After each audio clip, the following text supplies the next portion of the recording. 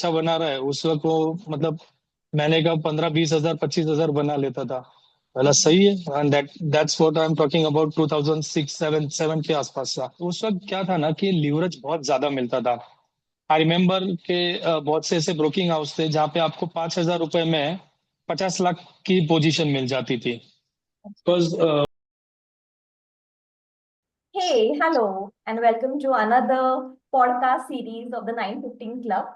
आज हमारे साथ है एक बहुत एक्सपीरियंस ट्रेडर, उनका नाम है Rahul.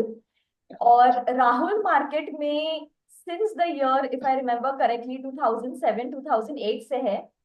And he hasn't taken like a formal education, although उन्होंने जो भी सीखा है इतने सालों में वो सब हैंड्स ऑन एक्सपीरियंस के साथ सीखा है। So it is going to be very interesting for us to learn because he has seen the market for more than 15 years. So let's go ahead and welcome Rahul. Hey, hi Rahul. Hi Abhigya. Hi. Thank you firstly for joining on the podcast and giving us this time.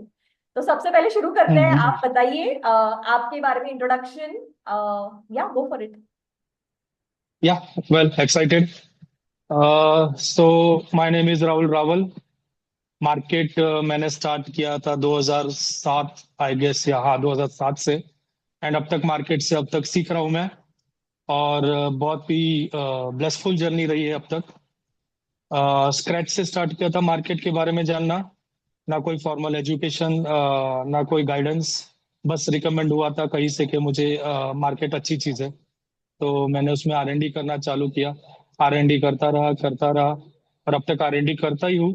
But fruitful है अब। सो मेरी journey ऐसे ही start हुई and nice. Going on. And I hope it goes on for very long time. जब तो आपने बोला किसी ने आपको रेकमेंड किया, तो वो थोड़ा बताइए। And you know tell me what was your age in 2007 जब से आपने शुरू किया है। Okay, interesting story. मैं फादर एक शॉप में मैनेजर थे। एंड उनके साथ उनका एक एम्प्लॉय था। सो वो मार्केट में उस वक्त करता था।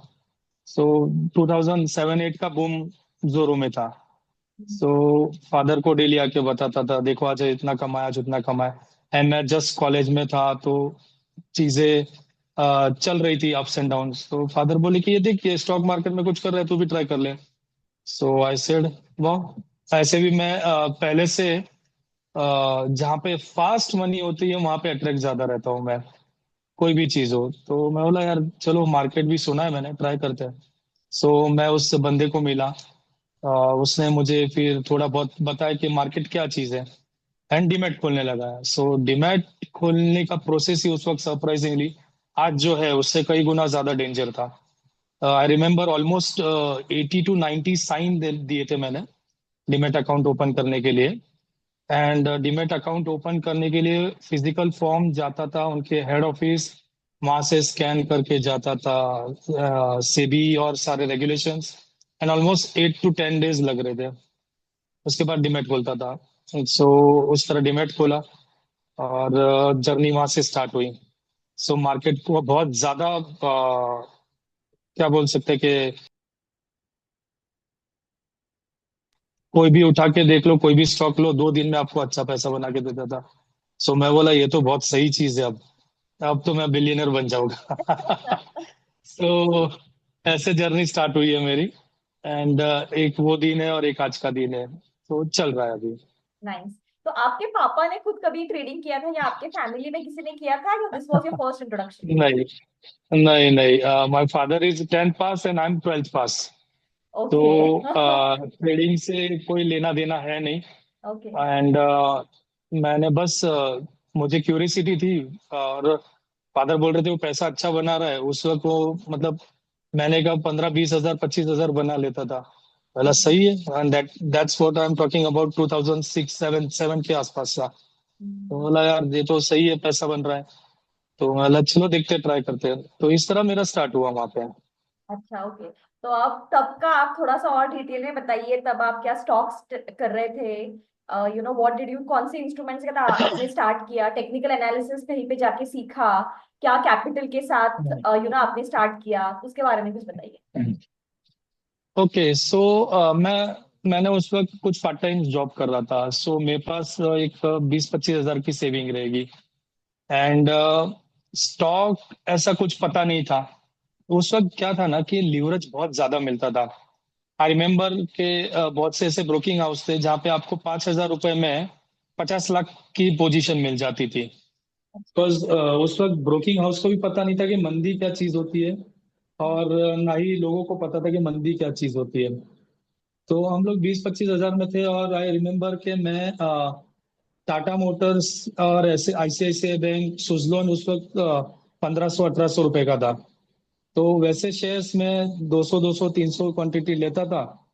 एंड बीटीएसटी मोस्टली होता था, या तो इंट्राडे में मिल जाता था, उस तरह होता था। पेज इंडस्ट्री उस दौर में 150 रुपए का था, और वो स्टॉक्स भी हम लोग ट्रेड करते थे, जो आज 50 हजार का है। तो चीजें वैसी थी, और लीवरेज बहुत ज्यादा मिलता था उस वक्त। कॉस्टिंग पे कोई ध्यान नहीं देता था। तभी ब्रोकरेज भी बहुत ज्यादा था, मगर पैसा बन रहा था तो ना ब्रोकरेज पे ध्यान है, ना टैक्सेशन पे ध्यान है, कुछ ध्यान नहीं रहता था। तो और बस अंधाधुंध पोजीशन लो। एक एक दिन में उस वक्त मतलब उस वक्त बहुत बड़ी चीज थी कि एक एक दिन में 4-4 5-5 करोड़ कैश में वॉल्यूम करना। सो बाद में बहुत सालों के बाद समझा कि हमारे ब्रोकर ने ही पैसा बनाया, हमने ज्यादा नहीं बनाया। तो ऐसे चीजें चालू हुई, बहुत सी आर एंड डी हमने की। फ्यूचर एंड ऑप्शंस धीरे धीरे सीखे। फ्यूचर्स उस वक्त काफी लोग करते थे, ऑप्शन नए नए थे, ज्यादा नहीं थे। तो ऑप्शन में उतना वॉल्यूम होता नहीं था स्टॉक्स में। इंडेक्स में होता था, मगर इंडेक्स में इतना किसी ने सोचा नहीं था। तो फ्यूचर्स में पोजीशन लेते थे हम लोग। दूसरे दिन निकल जाते थे, 10 रुपया 20 रुपया। लॉट साइज भी बड़ा रहता था, तो चल रहा था।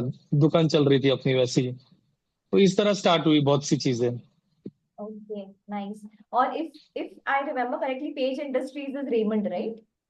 The brand Raymond. Page industry, नहीं नहीं, नॉट रेमंड, जॉकी वाला जो ब्रांड है। That is Page Industries. Okay okay, right right. या that is Page Industries. Okay. वो मतलब वो स्टॉक का स्टोरी, क्योंकि मैंने खुद ने डिलीवरी में 500 शेयर लिए थे, हम्म 150 रुपए पे। हम्म। एंड 400 रुपए पे मैंने उड़ उड़ के बेचे थे। एंड नो बडी न्यू के कुछ सालों में उसका टर्नओवर ऐसा हो जाएगा। Not only page industry, Eicher motor जो बुलेट का है, राइट। वो भी काफी सस्ता था।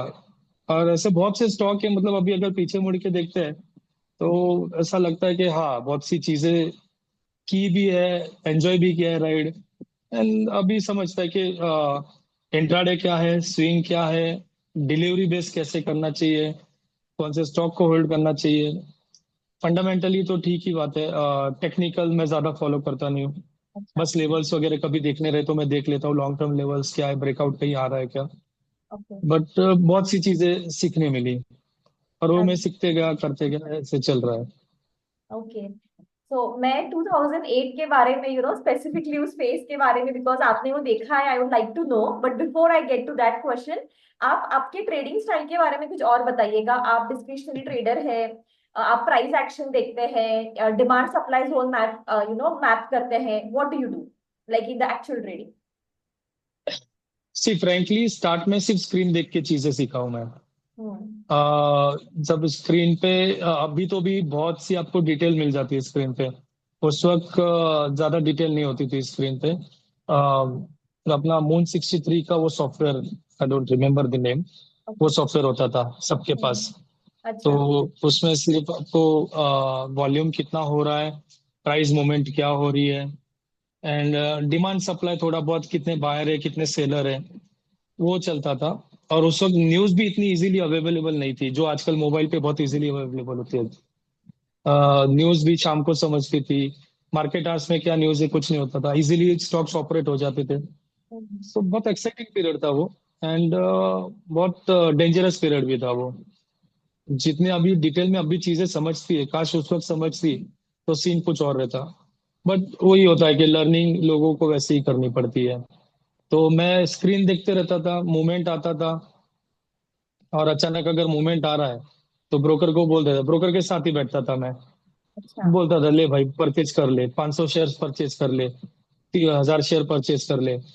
और सामने सामने फिर तेजी रहती थी तो 10 रुपया 15 रुपया ऊपर भाग गया कि खेल खत्म, इंट्राडे में खत्म करो। हम्म फिर बहुत बार अगेंस्ट में भी चली जाती थी। अपने इंडिया में ऑपरेटर आज भी बहुत स्ट्रांग है। ऑपरेटर ड्रिवन मार्केट आज भी है, कितना भी कहो, institute and operator driven market है। सो क्या होता है ना कि फेक वॉल्यूम बोलो, फेक ब्रेकआउट्स बोलो, ये बहुत सी चीजें होती है। तो उस वक्त इतना डिटेल समझता नहीं था, ना चार्ट उतना कोई पढ़ता था। चार्ट के नाम पे वहां पे सिर्फ कैंडल स्टिक थोड़ी बहुत रहती थी। अभी तो इंडिया में चार्टिस्ट बहुत हो गए, मगर उस वक्त ऐसा नहीं था। तो वही है, प्राइस एक्शन देख देख के ही, और मुझे कंफर्ट जोन प्राइस एक्शन में ही आने लगा। अब मेरा प्योरली काम जो हुआ है प्राइस एक्शन पे हुआ है, क्योंकि इतने सालों से मैं कुछ स्पेसिफिक स्टॉक्स को फॉलो करता हूँ, कुछ स्पेसिफिक स्टॉक्स को मूवमेंट में ट्रैक करते रहता हूँ। तो मुझे आइडिया रहता है कि ये फेक ब्रेकआउट है या एक्चुअल ब्रेकआउट है। प्लस बहुत सी अभी चीजें मैं फंडामेंटल्स में देखता हूँ कि बाबा अर्निंग सीजन लास्ट टाइम क्या था, लास्ट क्वार्टर क्या था, उसके लास्ट क्वार्टर क्या था, और अभी वो उस हिसाब से मूवमेंट कर रहा है कि नहीं, मैनेजमेंट की स्टोरी क्या है। मैं उतना थोड़ा बहुत देखता हूँ, बट प्योरली मेरे लिए प्राइस एक्शन रहता है, जहाँ पे मुझे समझ जाता है कि कहीं पे बॉटम आउट हो रहा है। क्योंकि बहुत लेमन अगर देखा जाए ना मार्केट में, जिसको कुछ भी नहीं आ रहा है, अगर वो स्क्रीन देखे और उसको ऑटोमेटिक पता चल जाएगा कि स्ट्रॉन्ग स्टॉक कौन सा है और वीक स्टॉक कौन सा है। वेरी सिंपल है ये। लोगों को पता भी होगा कि जब मार्केट गिरता है, सो बहुत से स्टॉक रेजिस्ट करते हैं, बहुत से स्टॉक गिरने के लिए ना बोल देते हैं कि बाबा मेरा वैल्यू यहाँ है, मैं इसके ज्यादा नहीं गिरूंगा। आज भी बहुत से ऐसे स्टॉक है जो गिरे नहीं है ज्यादा। सो आपको उतना ध्यान देना पड़ता है स्क्रीन पे कि बाबा कौन सा स्टॉक रेजिस्ट कर रहा है, कौन सा स्टॉक वीक है। और जो वीक स्टॉक रहते हैं वो थोड़ा बहुत रैली देके उससे डबल गिरते हैं। तो उसके पीछे के बहुत से रीजंस रहते हैं, मगर मैं वो जानने की कोशिश नहीं करता। मुझे इतना समझ आता है कि स्ट्रॉन्ग है स्टॉक, स्विंग ट्रेड के लिए मेरे लिए बेस्ट कैंडिडेट है। और इतना देखना है कि वो स्मॉल कैप ना हो या पेनी स्टॉक ना हो। मेरे लिए मेजरली मैं लार्ज कैप या मैक्सिमम मिड कैप में अच्छी कंपनीज, उसी में पोजीशन लेता हूँ मैं। सो उसके पीछे की भी स्टोरी है 2008 की वगैरह, सो मैं आपको बताता हूँ लेटर ऑन आपके सवाल आने पे। बोलिए, I think your answer has led to 2008, so please tell the story, बताइए। Okay, so 2008 as I said, journey बहुत अच्छी चल रही थी, 20-25 हजार से स्टार्ट किया था। एंड मैं जस्ट तेजी जब खत्म होने वाली थी तब एग्रेसिव होने लग गया था। And I remember lemon crisis के जस्ट पहले मेरे पास आरकॉम का फ्यूचर था। एंड आरकॉम का उस वक्त प्राइस था 900 और something, and I still remember उसका लॉट साइज वाज अराउंड 300, नहीं 300 नहीं, 1500 कुछ ऐसा था। एंड मैंने बस फ्यूचर में पोजीशन लिया, एंड लेमन क्राइसिस चालू हो गया। और मैं नॉर्मली बीटीएसटी करता था, क्योंकि हम लोग को आदत पड़ गई थी, आज लेके जाओ, कल सुबह मार्केट ओपन ऊपर ही होना है और नीचे निकाल दो। तो दूसरे दिन मार्केट नीचे खुला, और मैं बोला ठीक है यार, खुला है तो रिकवर हो जाएगा। कि तेजी, तेजी में आप नहीं देखते कि रीजन क्या है, और न्यूज भी उस वक्त लेट आती थी। फिर और नीचे जाते रहा, और नीचे जाते रहा। आई रिमेम्बर कि मैं पोजीशन छोड़ के चाय पीने वगैरह चला गया था। एंड लोअर सर्किट, मैं बोला अरे बाप रे ये क्या चीज है। बिलीव में मेरा सैलरी 10,000 था, और मुझे M2M मोर देन 2 लाख दिख रहा था माइनस। एंड मैं बोला ये क्या चीज होता है, लोअर सर्किट क्या चीज होती है। उस वक्त पता चला कि लोअर सर्किट क्या चीज रहती है। बहुत लोगों को लोअर सर्किट पता चला कि वो क्या चीज है। बहुत से मेरे साथ मेरे फ्रेंड्स थे जिन्होंने लाखों डाले थे, and that was a hello. उस वक्त फाइनेंशियल क्राइसिस बहुत खतरनाक थे। सो समझ गया कि मार्केट क्या चीज है। तो कुछ महीने शांत बैठा, शांत बैठा। फिर मार्केट वापस से थोड़ा रिकवर हुआ। यूपीए का गवर्नमेंट वापस से आया, अपर सर्किट लग गया। बोला अभी अपर सर्किट क्यों लग रहा है तो क्योंकि अपने को वो एनालाइज करना उस वक्त आता नहीं था। तो बोला ये अपर सर्किट भी होता है मार्केट में, सही है। फिर वैसे करते करते करते चीजें पता चली। फिर जैसे लोअर सर्किट में फंस गया था मैं, उसके बाद फिर मुझे अपॉर्चुनिटी ज्यादा दिखने लगी कि ओ नहीं, बहुत सी चीजें होती है मार्केट में। मैं थोड़ा और रिसर्च करने लगा। एंड उसके बाद मेरा एक फ्रेंड था जिसने बोला कि यूएस मार्केट में ट्रेडिंग चालू कर दूं। बोला यार इंडिया में बांधे यूएस मार्केट में कैसे करूं। सो थोड़ा फाइनेंशियल नॉलेज मुझे बेटर था, क्योंकि मेरा डीएनए वो, तो मैं चीजें समझ जाता हूँ फाइनेंशियल। तो मैं बोला यार यूएस मार्केट क्या चीज है। तो वो बोला कि मेरा फ्रेंड है जो कैपस्टोन करके एक फर्म है, जो वहां पे ट्रेडर्स बनाते और लेते हैं। बोला यार मगर यूएस मार्केट में तो डॉलर में पैसे देने पड़ेंगे। नहीं, बोले वो लोग पैसे देते हैं। मेरे सरप्राइजिंग में बोले ये क्या चीज है। बोला यार ये तो नया है मेरे लिए। तो मैं बोला ठीक है जाके देखते हैं। सो मैं उस कंपनी में गया और फिर वहां पे मैंने देखा कि वो लोग पहले इंटरव्यू लेते हैं, एग्जाम लेते हैं। सो उसका प्रिपरेशन मैंने किया। उसके बाद यूएस मार्केट उसके लिए मैं इंटरव्यू के लिए गया, इंटरव्यू क्रैक किया and finally I got the job. So वहां पे ऐसा चीज है कि आपका प्रॉपर्टी डेस्क होता है। वहां पे बहुत से लोग खुद का फंड लगाते हैं एंड ट्रेडर्स को बोलते हैं कि आप लोगों का डीमैट अकाउंट खुलेगा न्यूयॉर्क स्टॉक एक्सचेंज, नेस्डैक, और वहां पे आप ट्रेड करो। जो भी ट्रेड होगा उसमें से शेयरिंग रहेगा, 80-20, 90-10 वैसा। आपकी सीनियरिटी के हिसाब से शेयरिंग आपका बढ़ते जाता है। ओके। मेरा सही है। सो ऐसी चीजें सीखता रहा हूं मैं, और ऐसे बहुत सी ये चीजें कौन आर से एन डी साल करते की करते ना। ये कौन से साल की बात कर रहे हैं आप जब आपने ये शुरू किया प्रॉप ट्रेडिंग? ओके, सो ये है 2008 का क्राइसिस हो गया, उसके बाद बहुत सी चीजें चेंजेस हुए। ये 2010 के आसपास की चीज है। ओके। 2010 में मैंने ये चालू किया था। जॉब जॉब था और प्रोप्राइटरी ट्रेडिंग भी वैसा बोल सकते हो उसे। एंड वहां पे हम लोग को प्रॉपर ट्रेनिंग दी गई। 1 से 1.5 महीना हम लोग को सिर्फ कीबोर्ड ऑपरेट करना सिखाया। बिलीव मी, मैं सॉफ्टवेयर इंजीनियर से भी ज्यादा फास्ट कीबोर्ड ऑपरेट कर सकता हूँ। दैट क्योंकि इज सो सिर्फ और सिर्फ हमको इंटरेस्टिंग। कीबोर्ड ऑपरेट करना। हाँ।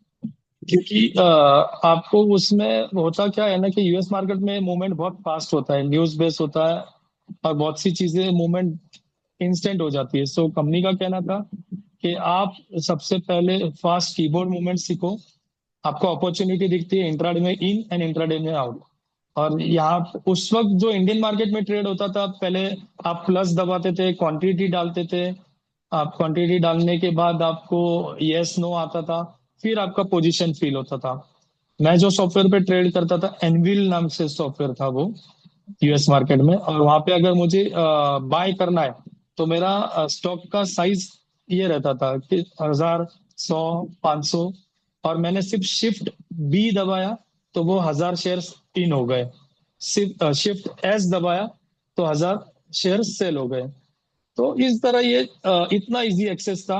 और एक विंडो में 3 टाइप के चार्ट, फील कैसे होता है, price, stock movement, volume. Amazing software रहते थे यूएस में। तो वहां पे चीजें सीखी मैंने। इसलिए स्पीड जरूरी होता था, कि मूवमेंट आता था और स्टॉक अचानक से $20, $25 प्लस माइनस हो जाता था। और मेरा अगर 100 शेयर परचेज है, तो आप सोच लो $10 अगेंस्ट में चला गया तो मतलब कितना, $1000 का माइनस हो गया। सो कंपनी चाहती थी कि आप इतना लॉस ना करो, आप सारी चीजें प्रॉपर ट्रेन करो। और वहां पे मुझे सिखाया गया कि cut the loss. Cut the loss मतलब ऐसा है कि जहां पे आपको लगे कि आपका अगेंस्ट में पोजीशन है, उसे कट करो। चाहिए तो रिपोजिशन रिपोजिशन वापस ले लो। तो वो चीज मैं वहां पे बहुत बहुत अच्छी तरह सिखाऊं कि जहां पे भी लॉस है वहां कट करो एंड आगे बढ़ो। सो मेरे कोर में बैठ गई। वो कुछ समय तक वो जॉब चला एंड फिर समाव कुछ रीजंस की वजह से वो जॉब मुझे छोड़ना पड़ा। Okay. And again Indian market. हाँ हाँ, ओके। आई थिंक थोड़ी देर पहले जो आपने जवाब दिया राइट कि अभी आप चार्ट देख लेते हैं, प्राइस एक्शन देख के आपको समझ में आ जाती है चीजें, यू सेड चार्ट ही आपको बता देता है कहाँ पे सपोर्ट है। तो I think that comes because you have this practice. वहां पे ये जो you have seen charts for yes. Such a long time कि अभी आपका ट्रेन हो गया है, your mind your eyes is train कि क्या देखना है। दिख तो बहुत चीजें रही है, उसमें से क्या देखना है और क्या क्या मीनिंग निकालना है। तो वो आपका प्रैक्टिस हो गया है। हाँ, हाँ। यू कैन से दैट कि ऐसा प्रैक्टिस हो गया, मगर मैं आज भी चार्ट पे ज्यादा बिलीव नहीं करता हूँ। हम्म। आई फील समहाउ के चार्ट मैनिपुलेट किए जा सकते हैं, बट प्राइस अच्छा। एक्शन नहीं की जा सकती। ओके। सो जैसे बेस्ट एग्जांपल है अभी का मार्केट, कि चार्ट बहुत से जगह पे जो चार्टिस्ट है ना, उन लोग को बहुत सी जगह पे ब्रेकआउट्स दिखे, बहुत सी जगह पे उनको कुछ पैटर्न्स दिखे। मगर बिलीव मी, वो पैटर्न्स फेल हुए हर लेवल पे। और सब लोग जो नए नए ट्रेडर थे आफ्टर कोविड के, मुझे रोज के 10 बंदों के कॉल आते हैं, अब क्या करना है, अब क्या करना है। मैं बोला ये मार्केट है, आप लोगों ने अब तक ये मार्केट देखा नहीं है। स्टॉक 80-80% करेक्ट होके आपको फिर से ऊपर आके मिल जाते हैं। तो ये देखना पड़ेगा। सो बहुत सी चीजें हैं कि लोगों को बाद में जब होती है चीजें तब समझती है। तो ये भी मैंने एक देखा है कि चार्ट भी आप लोगों को फेक चार्ट पैटर्न्स क्रिएट किए जाते हैं, क्योंकि मोस्टली अभी इंडिया में ऐसा हो गया है कि बहुत से एल्गो ट्रेडर्स आ गए। एंड एल्गो ट्रेडर्स के लिए माइंडसेट बहुत अलग लगता है, जितना मुझे समझता है। मैं एल्गो ट्रेडर हूँ नहीं, मगर मुझे साइकोलॉजी समझती है मार्केट की, कि आपको एल्गो ट्रेडर्स के लिए आप कभी भी 100% एक स्ट्रेटेजी पे रिलाई नहीं हो सकते। आपको नॉन स्टॉप R&D करना पड़ता है, नॉन स्टॉप आपको वो नेगेटिव बेयर करने पड़ते हैं, तब जाके आपकी एक सही स्ट्रेटेजी बैठती है। मगर ये अब्रॉड में, US में, UK में सक्सेसफुल इसलिए होता था कि वहाँ पे पार्टिसिपेशन बहुत ह्यूज है, वहाँ पे वॉल्यूम बहुत ह्यूज है। कंपेरेटिवली इंडिया में अभी भी उतना वॉल्यूम है नहीं। तो एल्गो के लिए स्टिल लॉन्ग टू गो।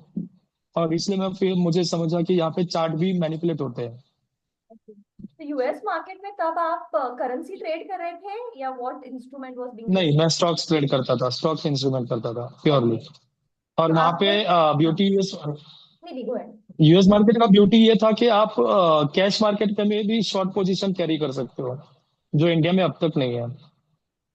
अच्छा, ओके। सो आई थिंक आपने कभी हमारे पहले के डिस्कशन में बोला था कि शायद आपने you have done currency trading also. हाँ, वो इंडिया में जब जस्ट स्टार्ट हुई थी, हम्म। सो 2010 एंड में मैंने US मार्केट का काम बंद कर दिया था। हम्म। एंड मैं खुद की फ्रेंचाइजी प्लान कर रहा था, सो मैं दो चार जगह गया, मेरी फ्रेंचाइजी के लिए मैं बात कर रहा था। तो मेरा एक फ्रेंड था, जो पुराना फ्रेंड है, वो एक ब्रोकरेज हाउस में as the senior manager join हुआ था। So he know my trading style and all that stuff. तो उसने मुझे बोला कि तू मुझे ज्वाइन कर ले, एंड तुझे जो चाहिए वो मैं देता हूँ। मैं बोला, अरे मुझे मेरी फ्रेंचाइजी निकालनी है। बट उसने कुछ चीजें ऐसी लुक्रेटिव ऑफर की कि बाबा दोनों तू ऑप्शन कर सकता है। तो बोला ठीक है। मुझे फ्रेंचाइजी के बदले मैंने वो जॉब स्टार्ट कर दी। वहां पे एक बंदा था जो करेंसी में करता था। तो करेंसी डेस्क जस्ट नया नया चालू हुआ था। सो समाउ मैं एक्साइटेड हो गया करेंसी डेस्क के लिए, क्योंकि ब्रोकरेज हाउस में क्या होता है ना, कि आपको टारगेट होता है ब्रोकिंग बनाने का। आपको जितना सैलरी है उसका 4x 5x आपको ब्रोकिंग करना है। सपोज मुझे अभी 50,000 सैलरी है, तो आपको 2.5 लाख रुपया आपको कंपनी को ब्रोकिंग बना के देना है। और मैं जैसे बहुत सी चीजें R&D करते रहता हूँ, तो मुझे समझ गया कि अगर यहाँ उस वक्त लोग है ना ज्यादा इन्वेस्ट नहीं करते थे, 2010-11 में लोग का अकाउंट में पैसा आता था 50,000, लाख रुपया, 2 लाख रुपया।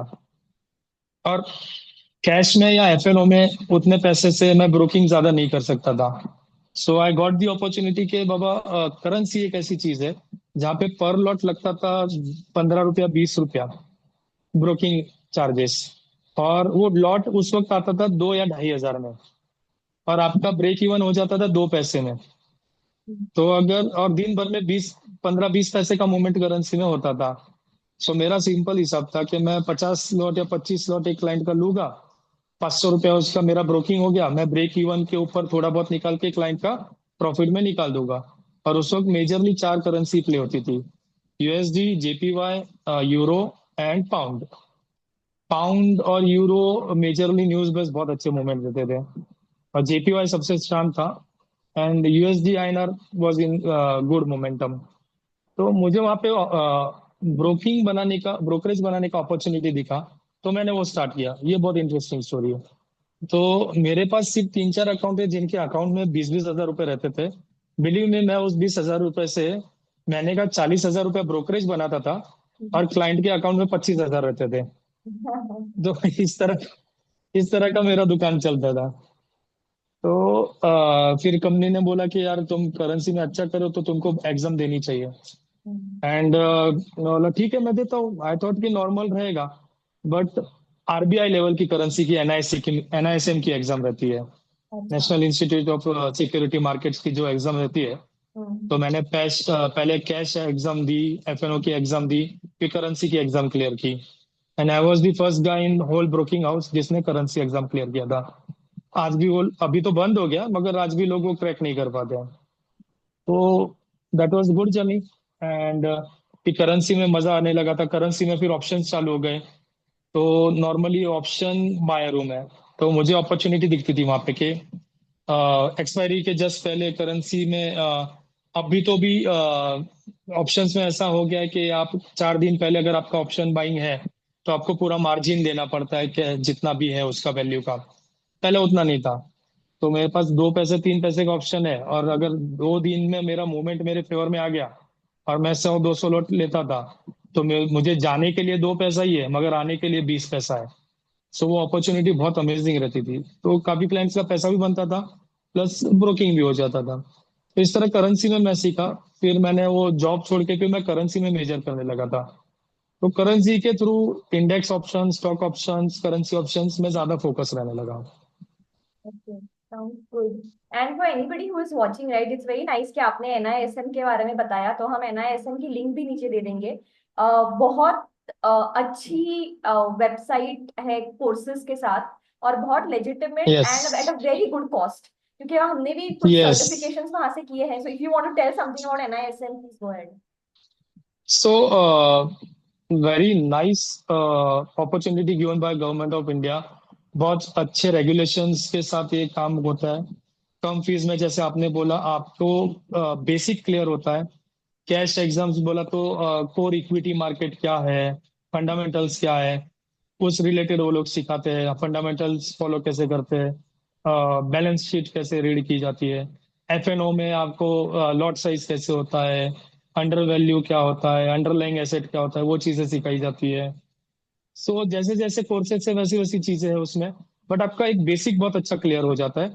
एंड जितने भी ब्रोकरेज हाउसेस हैं उन लोगों को सेबी ने कंपलसरी किया है कि आपके पास अगर डीलर है, एम्प्लॉय है, कोई भी आता है तो उसे कंपलसरी वो एग्जाम देनी है, ताकि जो भी बंदा आपके यहाँ जॉब कर रहा है उसको एटलीस्ट बेसिक नॉलेज है एग्जाम। तो वो, और एनएसएम सर्टिफिकेशन की एक चीज भी बहुत अच्छी है कि वो लोगों का सर्टिफिकेशन का वैलिडिटी रहता है 3 साल 5 साल वैसा। तो आप लोगों को वो रिन्यू करते रहना पड़ता है, रिफ्रेशर होते रहता है। So very excellent platform. Yeah I agree. तो अभी what I would like to ask you is कि अभी इतने टाइम से आप कर रहे हैं, तो आप कुछ एक, तो आपने एक चीज जो बताई है जो मुझे हमेशा याद रहने वाली है, वो है 2008 का lower circuit and the 2 lakh loss you had seen. So I think is that was that the biggest loss you have ever seen in your journey? No, no, no. अच्छा। और एक स्टोरी है उसमें। जी। I guess last to last Gujarat election, हाँ last Gujarat election, जहाँ पे बहुत एंटी इनकम्बेंसी चल रहा था बीजेपी रिलेटेड। एंड उस वक्त ऐसा था कि आई वॉज श्योर कि गुजरात में बीजेपी आना ही चाहिए, क्योंकि मैं गुज्जू हूँ तो मेरा थोड़ा कोर कनेक्शन वहां पे है। तो मतलब बीजेपी आना ही चाहिए, तो उस बेस पे मैंने ना बहुत हैवी पोजीशनिंग कर ली थी। जब इलेक्शंस हो गए, नहीं नहीं बोल के 6 7 लाख के ऑप्शन बाइंग किए थे अलग अलग अच्छा। स्टॉक्स में और इंडेक्स में। एंड मैं हेज नहीं था बिल्कुल, और मैं प्योर बाइंग करता हूँ, या तो कॉल बाय या तो पुट बाय। मैंने उसको पुट पुट भी नहीं लिए थे। अच्छा। तो सुबह ऐसा हो गया कि मार्केट वॉलेटाइल था already, and Gujarat elections counting चालू हो गया। पहले आधे घंटे में बीजेपी हैवीली पीछे थी, और मार्केट आधे घंटे में कम से कम 800 पॉइंट डाउन हो गया था इंडेक्स। मैं निफ्टी की बात कर रहा हूँ। एंड मेरा लॉस दिख रहा था अराउंड 3.5 लाख। मैं अच्छा। बोला बाप रे। और अगर अभी अगर ये नहीं आई बीजेपी तो गए। मैंने ऑलमोस्ट 3.75 लाख पे लॉस कट किया। 12 बजते बजते बीजेपी लीडिंग हो गई। मार्केट रिकवर होके 500 पॉइंट मार्केट ऊपर गया।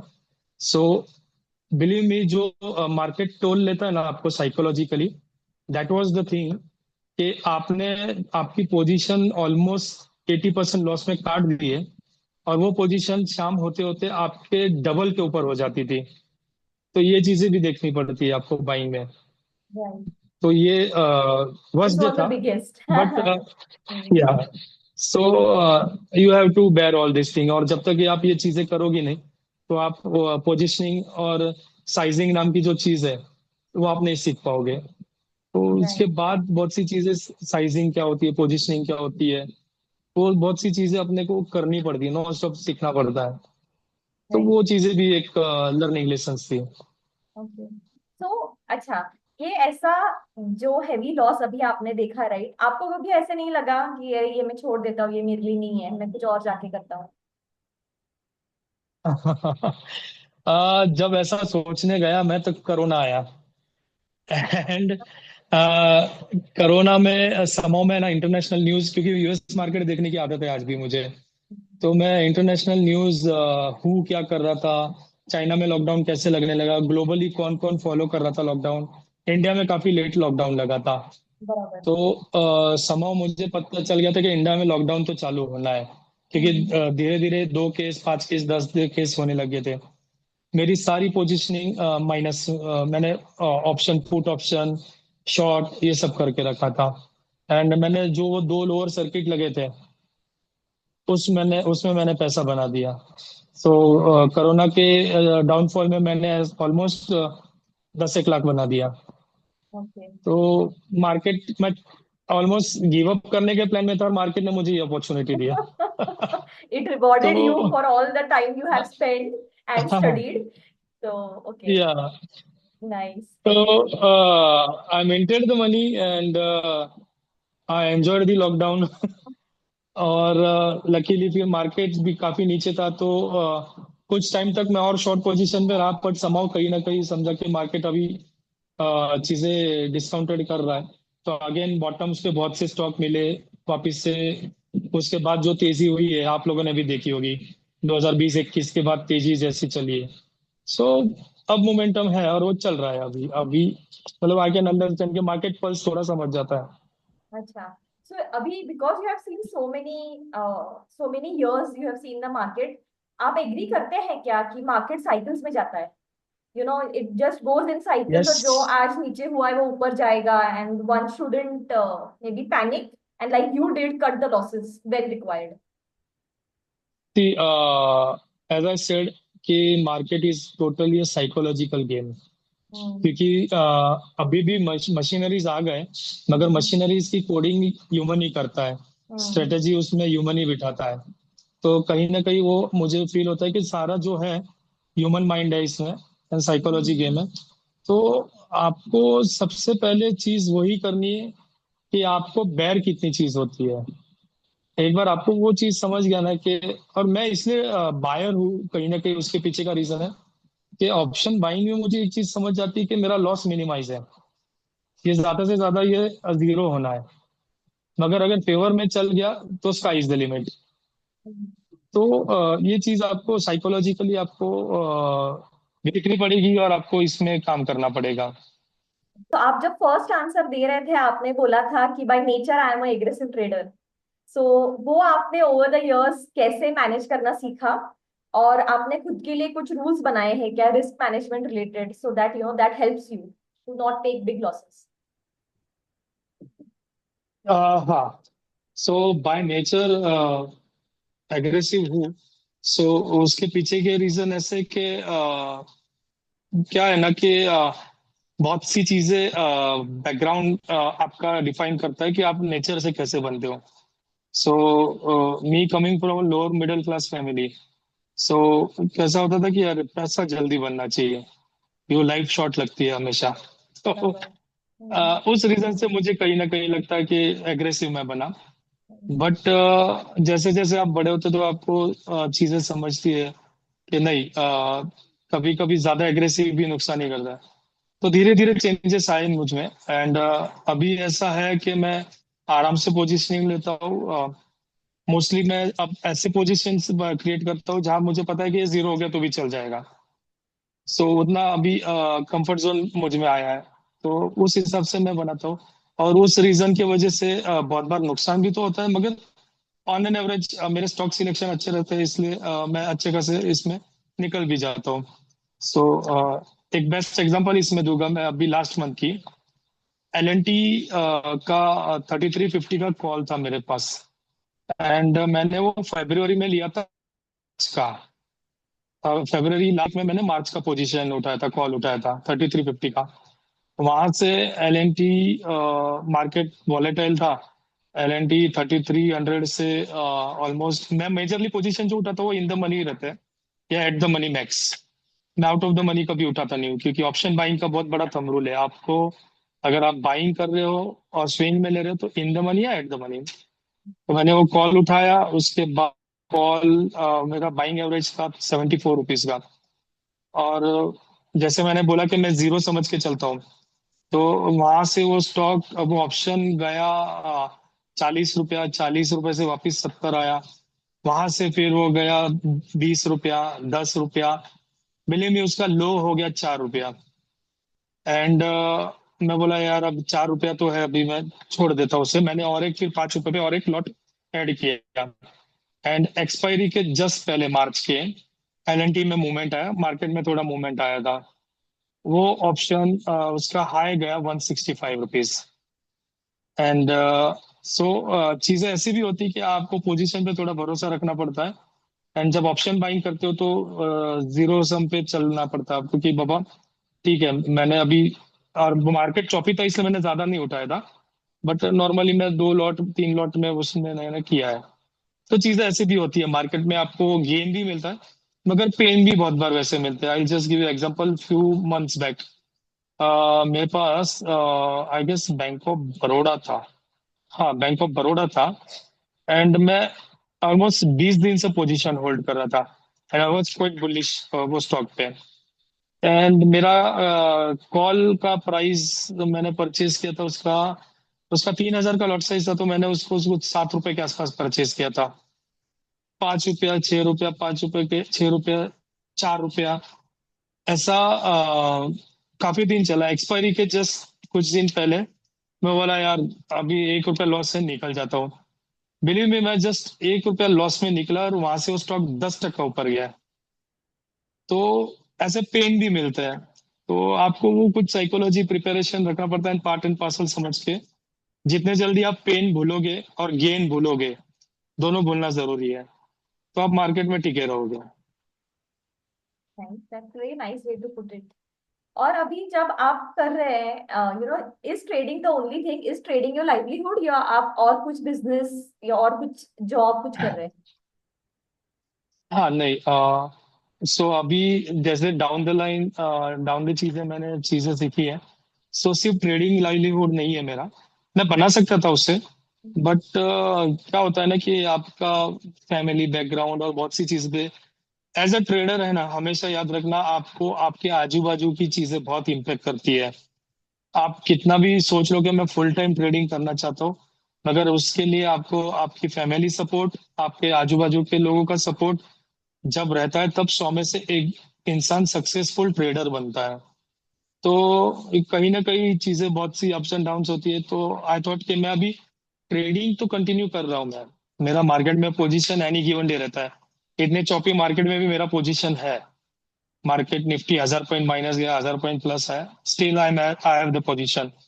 बट उसके साइड बाय साइड बहुत से अपने से सीनियर लोग हैं, वॉरेन बफेट है, या बहुत से आप पकड़ लो कि मोतीलाल ओसवाल के, मिस्टर अग्रवाल, इन लोगों के स्टेटमेंट रहते हैं कि आप एक ही चीज पे डिपेंडेंसी मत रखो, आप 4 चीजें करो।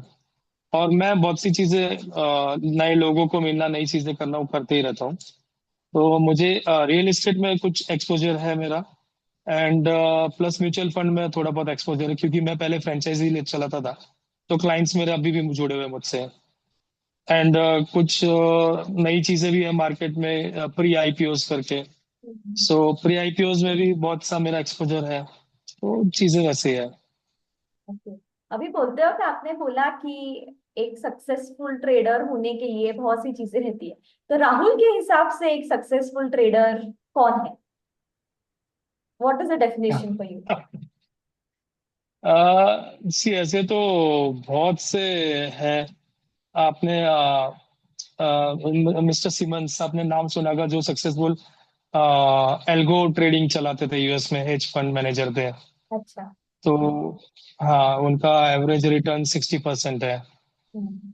तो वो है जैसे लिवरमोर करके, आपने कभी सुना हाँ। होगा, हम्म। जो अर्ली 90s में जी जी। ट्रेडर थे, जो 2 बार बैंकरप्ट होके तीसरी बार भी पैसा बना, बट फाइनली उसने सुसाइड किया।